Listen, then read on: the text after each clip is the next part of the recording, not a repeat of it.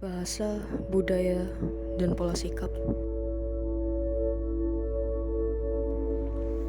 Sastrawan pujangga baru Sultan Takdir Ali Syahbana pernah mengutarakan bahwa suatu bangsa bisa merepresentasikan budaya bangsa itu sendiri.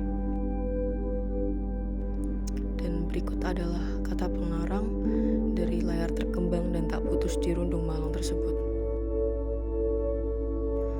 Tiap-tiap yang dipikir, tiap-tiap yang terbuat, tiap-tiap yang dialami, malahan tiap-tiap yang tertangkap oleh panca indera suatu bangsa dengan sadar akan menjadi kata.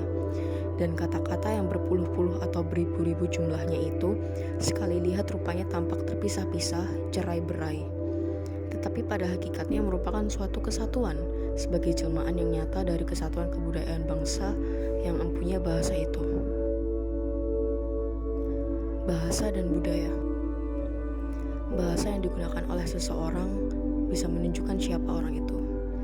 Bahasa yang dimiliki oleh suatu suku atau masyarakat tertentu juga hampir pasti menjadi representasi suku atau masyarakat itu sendiri dalam berbagai urusan kehidupan yang mengiringi.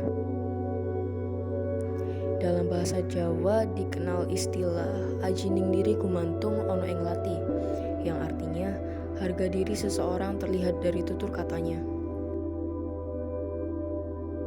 Hal demikian pernah dikemukakan oleh Benjamin Whorf, seorang linguis pengusung teori Principle of Linguistic Relativity. Misalnya, orang Eskimo di kutub utara sana memiliki sedikitnya 3 varian untuk salju, sementara itu Inggris hanya mengenal kata snow. Indonesia juga tidak punya kata lain di luar salju.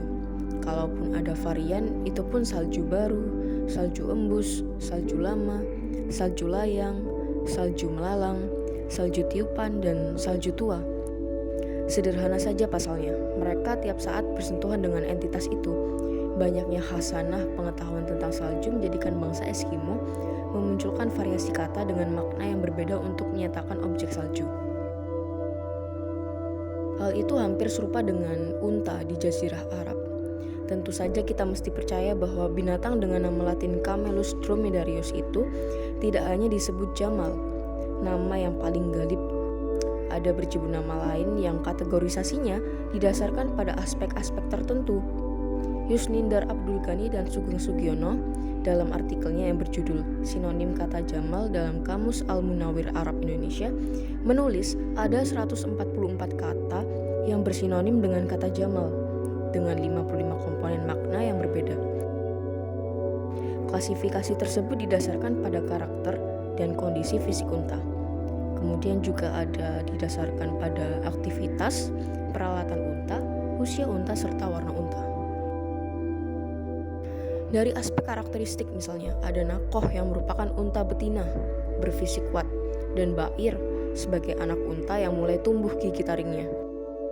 Kemudian dari segi kondisi fisik, terdapat atmat untuk unta yang lamban jalannya, ajat sebagai unta yang kuat, usyus sebagai unta betina yang gemuk, dan mubakoh yang dimaknai unta yang besar perutnya. Dilihat dari aktivitasnya misalnya, antara lain ada atit untuk unta yang memiliki suara seperti menahan beban berat, dan mujanib yang bermakna unta yang dituntun di sebelahnya. Kemudian berdasar usia, ada afil sebagai anak unta, dan bulak untuk unta yang tua. Ditilik dari warnanya antara lain ada dahma untuk unta berwarna hitam legam, dan armak yang berarti unta berwarna abu-abu. Begitu juga dengan beras di Nusantara. Jenis makanan yang statusnya dinaikkan menjadi makanan pokok saat era Orde Baru untuk menggantikan sagu dan jagung itu, rupanya juga punya varian yang lebih kompleks ketimbang rice untuk orang barat. Kita mengenal istilah padi, gabah, beras, dan nasi. Klasifikasi tersebut berdasarkan metamorfosis dari yang paling dasar menuju sempurna. Padi adalah entitas paling dasar saat masih berbentuk tumbuhan dan ditanam di sawah. Gabah ialah butir padi yang sudah lepas dari tangkainya dan masih berkulit. Lalu beras merupakan padi yang telah terkelupas dari kulitnya untuk menuju bentuk paripurna, yaitu nasi. Nasi sendiri adalah beras yang sudah dimasak. Nah, orang Hanuno di Filipina sana konon malah bisa menyebutkan 92 variasi nama untuk rice. Bahasa dan pola sikap.